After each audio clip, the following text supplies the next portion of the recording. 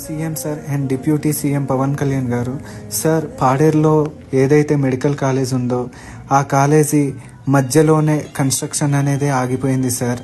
ఇది ట్రైబల్ ఏరియాలోని గిరిజనుల యొక్క ప్రాణాలకి సంబంధించింది సార్. ఈ కాలేజ్ ఫినిష్ అవుతే ఎంతోమంది ట్రైబ్స్కి వైద్యం అందుతుంది సార్. సార్, మా పైన దయ ఉంచి ఈ కాలేజీ నిర్మాణం పూర్తి చేసి ఎంతోమంది పేద గిరిజనుల యొక్క ప్రాణాలు కాపాడుతారని మేము కోరుకుంటున్నాం సార్.